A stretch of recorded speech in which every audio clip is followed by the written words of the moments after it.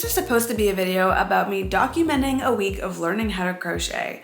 Not only had I lost the majority of my footage, what I was able to save was shot completely in slow motion and was absolutely unsalvageable. The truth is, I didn't actually have much to show for my week of learning how to crochet.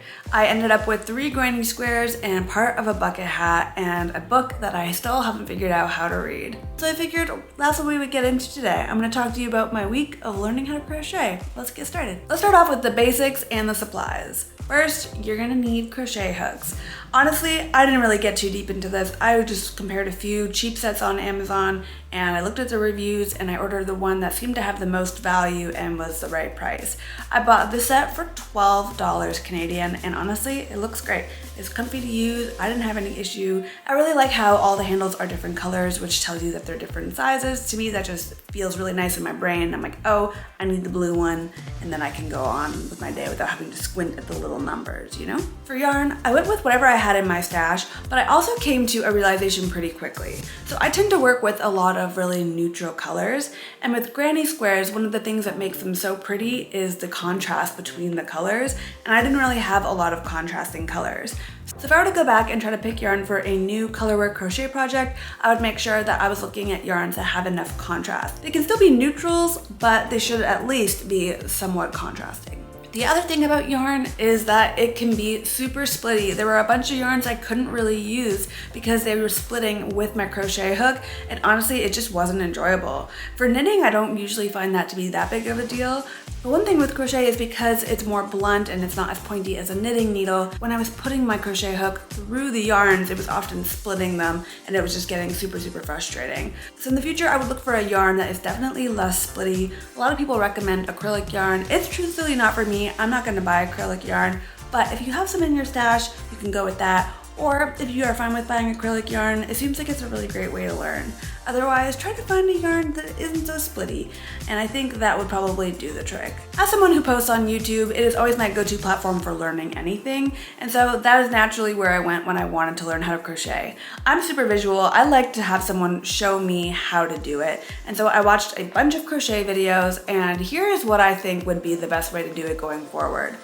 I think you should find someone who you like watching, who you find to be really clear, and whose video style kind of matches what you're looking for. I found a few people and I'll link them in the description box, and then once you're finding the person that you're driving with, go through their videos and see if you can learn more techniques from them. Once I found the person that I liked, I was able to make a bunch of crochet granny squares, and that worked out perfect. I was really happy with her tutorials and I felt really supported in the process as well. Another thing I would say is to find a project that you're interested in. I really liked the idea of doing this granny square tote, and then I also found this bucket hat. These are 2 things that I knew I would want to make and I would want to wear, and even though I've stalled out a bit on those projects right now, I would say that they are still things that I want, and I'll finish them. I know I will because I am interested in the end result. So I knew that I wanted a project that I would be into and I would want to wear. For me, garment making is always something that catches my interest, and so I knew that I wanted to make clothes or accessories, things that I could use, and that was how it would get me through the threshold of finishing my first crochet project. One thing that I would highly recommend is to choose projects that have a video and pattern. So you can look at the pattern and read the pattern, and then you can also listen to the video so you can put it together and make that connection between what the pattern is saying and then what that actually looks like. I think the combination of having the video tutorial and the pattern to look at is teaching you 2 different things at the same time because they're 2 different skills. Learning by watching is one thing, but then learning how to read a pattern is a completely different skill. And the sooner that you're able to mesh them together, at least for me, I think that I'm gonna have a better success in the long run and be able to pick up things a lot faster. Did I like crochet? What are my feelings about it? Am I gonna abandon it? Am I gonna keep going? What's the deal? So here's the thing. Being new at something really sucks. Being new at something blows. It's not fun because you are spending all this time unraveling things and going back and checking your mistakes and realize you made a big mistake and then you have to frog it and whatever. It's so frustrating. You're like, oh, in this 3 hours, I could have made a whole thing or I could have gotten so much progress on my work. And yet here I am learning something and failing. The thing is, I think it's really good to remember what that feels like. I was just kind of stuck in the loop of knitting really easy things. And now I'm feeling like, okay, I actually challenged myself. The day that I learned how to crochet, I had a migraine at the end of it because I was just so focused and I was so determined, and I realized I wasn't gonna pick it up in a day. That's not reasonable. And so it just reminded me to be a little more gentle with myself, because learning new things is really hard, but sticking with those things, sticking with the hard things and getting good is really satisfying.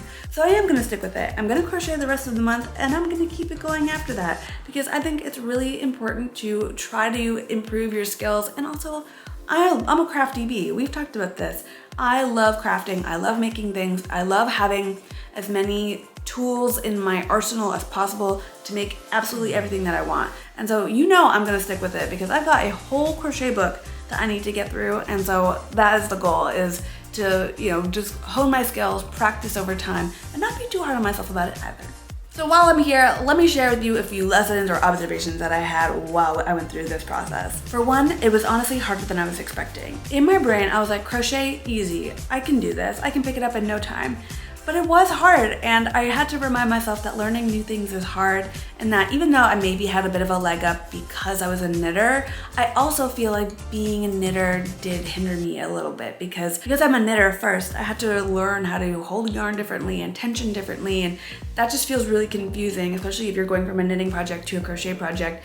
My hands and my brain were like, whoa, what am I holding? What am I doing? I realized I kept tensioning things too tightly or too loosely. I also was holding the crochet hook wrong, but I will say that it did get easier as I went, and I picked it up faster than I did with knitting. It felt a little bit more intuitive than knitting did when I first started, and I feel like I'll be able to progress faster with crochet than I was with knitting. The thing about crochet projects is I feel like they are more satisfying in that you can make a bag relatively quickly. Knitting is lengthy. Like, it takes some time. It takes a lot more time than crochet, and I really liked the quickness of it. I really appreciated that. That was the other thing. I did know that crochet tends to work up faster, but just seeing it happen was really kind of mind-blowing. I was like, oh, I already have these things. Like, this is so fast. This is coming together so quickly. The thing is, I find crochet to be a lot more satisfying. When I'm knitting, I'll knit for a few hours and just have this tiny little thing to show. With crochet, I would knit for a few hours and I had these 3 granny squares. Like, these are actual things. Another few hours, and then I had started this hat, and it was well on its way. So that was one of the things I really appreciated about it, was that quickness. And overall, I'm honestly really enjoying it. I'm really happy that I'm sticking with it. It is hard. It is hard to learn things, like I said, but I'm having a really good time doing it, and I look forward to sharing more with you. So if you want to stay along with me in my making journey, you can watch this video where I show you everything that I've made in the past year, or you can click here to check out a playlist of a bunch of other videos that I have. I'll see you next time. Bye.